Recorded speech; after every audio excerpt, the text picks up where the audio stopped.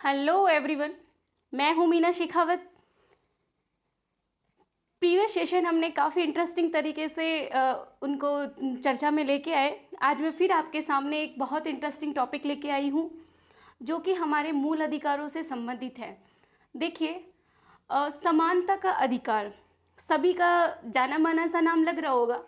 तो दोस्तों, आज हम समानता के अधिकार के ऊपर बात करेंगे कि समानता का अधिकार क्या है। क्या समानता का अधिकार सभी व्यक्तियों के ऊपर समान रूप से लागू होता है या फिर विभिन्न प्रकार के व्यक्तियों के ऊपर या फिर एक जैसे लागू होता है, ये सभी के ऊपर अलग अलग रूप से लागू होता है। तो चलिए शुरू करते हैं। फंडामेंटल राइट के अंदर हमारा जो समानता का अधिकार है वो आर्टिकल 14 से लेके 18 तक दिया गया है, जिसमें पर्टिकुलर समानता का अधिकार आर्टिकल 14 डिस्क्राइब करता है, जिसके अंदर क्या कहा गया है कि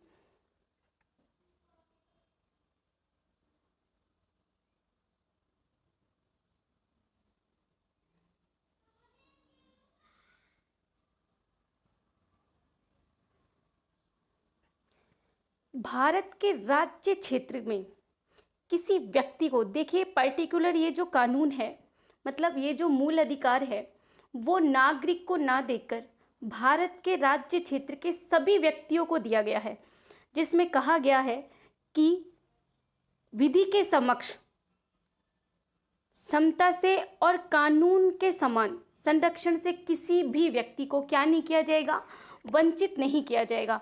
अर्थात भारत के राज्य क्षेत्र में किसी भी व्यक्ति को विधि के समक्ष क्षमता से या विधियों के समान संरक्षण से क्या नहीं किया जाएगा, वंचित नहीं किया जाएगा। अब क्या आप मुझे ये बताएं कि विधि के समक्ष क्षमता और विधियों का समान मतलब सभी लोगों के पर्टिकुलर बराबर है क्या? नहीं। तो चलिए आगे देखते हैं इसके बारे में और क्या क्या इंटरेस्टिंग बातें बताई गई है।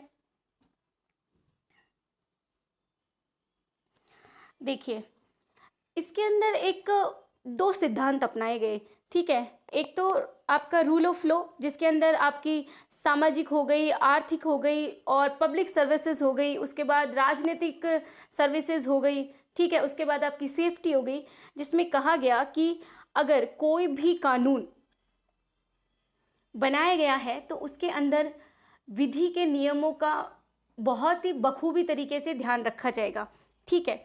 उसी के साथ में आपका जो आर्टिकल 14 है, जिसमें कहा गया है कि विधि के समक्ष क्षमता से, जिसमें दो वर्ड लिए गए हैं। पहला वर्ड विधि के समक्ष क्षमता से और दूसरा वर्ड है विधि के समान संरक्षण से।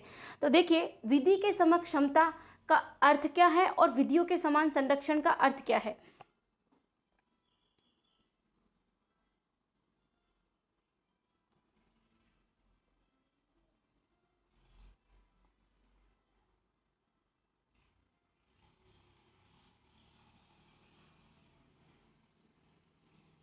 देखिए, इक्विलिटी बिफोर लॉ मतलब विधि के समक्ष क्षमता।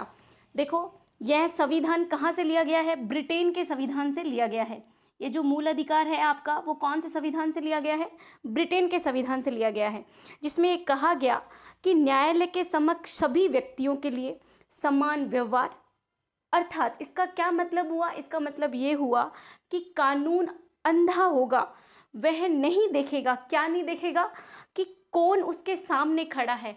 अब इसका मतलब क्या निकलेगा कि भाई कानून कभी भी ये डिसाइड नहीं करेगा, मतलब उसने अपनी आंखों के ऊपर पट्टी बांध रखी है, उसको नहीं पता कि उसके समक्ष जो व्यक्ति खड़ा है वो गरीब है या अमीर है, ठीक है।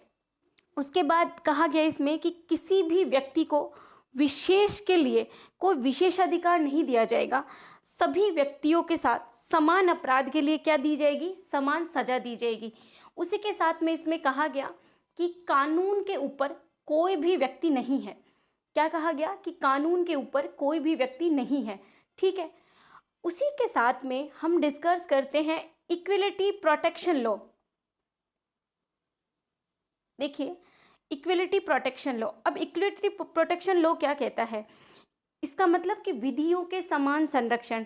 देखो, सबसे पहले हम जानते हैं कि ये जो नियम है वो आपका अमेरिका के संविधान से लिया गया था, जिसमें ये कहा गया क्या कि समान विधि के अंदर सभी व्यक्तियों के लिए क्या होना चाहिए, नियम समान रूप से होना चाहिए। उसके साथ ही इसमें कहा गया कि बिना भेदभाव के सभी के साथ में क्या किया जाना चाहिए, समान व्यवहार किया जाना चाहिए। उसी के साथ इसमें कहा गया कि कानून द्वारा दिए गए जो विशेष अधिकार हैं और जो ड्यूटीज़ हैं, दायित्व हैं, उनको समान परिस्थितियों के अंदर क्या किया जाना चाहिए, समान व्यवहार किया जाना चाहिए। ठीक है, ये तो कहता है आपका इक्वलिटी प्रोटेक्शन ऑफ लॉ। ठीक है, उसके बाद में सुप्रीम कोर्ट का एक मामला आया जिसके अंदर कहा गया कि आर्टिकल जो 14 है उसके अंदर लिखित विधि का शासन मूलभूत तत्व है, इसलिए किसी भी तरह से इसको किसी भी संशोधन के द्वारा या किसी अन्यथा विधि द्वारा क्या नहीं किया जा सकता, समाप्त नहीं किया जा सकता। तो अब मुझे आप बताएं कि क्या ये नियम समान रूप से सभी व्यक्तियों के ऊपर समान रूप से लागू है, क्या इस नियम के कोई अपवाद भी हैं? तो चलिए देखते हैं कि अगर इस नियम के कोई अपवाद हैं तो वो क्या हैं।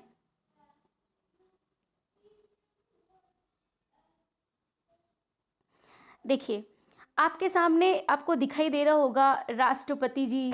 ठीक है, उसी के साथ में अन्य कोई राजदूत हो गया या फिर कोई भी मंत्री हो गया। तो इसमें बताया गया कि ये समान रूप से लागू होगा, लेकिन कुछ परिस्थितियों में और कुछ व्यक्तियों के मामलों में ये लागू नहीं होता है। ठीक है, जैसे आपका राष्ट्रपति है, राज्यपाल है, उसको किसी भी पदावधि के दौरान न्यायालय द्वारा उसकी क्या नहीं की जाएगी, उसकी गिरफ्तारी नहीं की जाएगी। दूसरा, अगर उसके कारावास से संबंधित किसी भी प्रकार की प्रोसीजर क्या नहीं की जाएगी, शुरू नहीं की जाएगी। उसी के साथ में अगर कोई विदेशी संप्रभु शासक है या फिर कोई राजदूत है या फिर कोई कूटनीति व्यक्ति है या फिर कोई दांडिक या सिविल के मुकदमों से क्या किया जाएगा, मुक्त किया जाएगा। किसको? विदेशी संप्रभु को, राजदूत को, कूटनीति को। ठीक है, उसी के साथ में कहा गया कि संयुक्त राष्ट्र संघ या फिर उसकी कोई एजेंसी है तो उनको भी कूटनीति से क्या किया गया है, मुक्त किया गया है। फिर उसके बाद कहा गया इसमें कि संसद में या किसी संसदीय समिति के किसी सदस्य को कही गई बात थी उसमें भी क्या नहीं किया जाएगा, कोई भी कार्यवाही नहीं की जाएगी। ठीक है, तो ये अर्थात मतलब जो आपका राष्ट्रपति है, राज्यपाल है, विदेशी राज्य के कोई संप्रभु वगैरह हैं या फिर कोई संयुक्त राष्ट्र संघ का कोई व्यक्ति है या फिर संसद के अंदर कोई सदस्य वगैरह है, इनको क्या किया गया है, एक तरह से विशेष रूप से प्रोटेक्शन दिया गया है।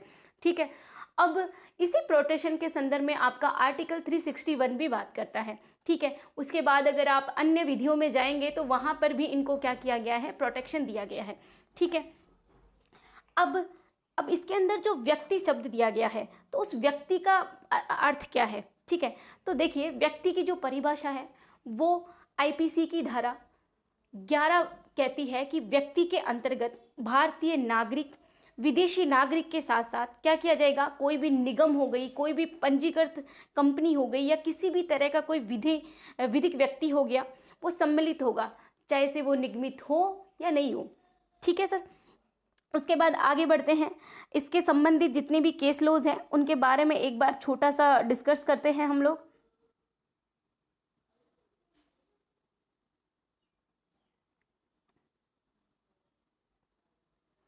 देखिए, सबसे पहले इसके अंदर कहा गया ईपी रोयप्पा का केस में, ईपी रोयप्पा के केस में कहा गया, ईपी रोयप्पा वर्सेस तमिलनाडु राज्य, इसमें कहा गया कि अनुच्छेद 14 के दूसरे परीक्षण को नए सिद्धांत या मनमाना परीक्षण के रूप में संदर्भित किया था।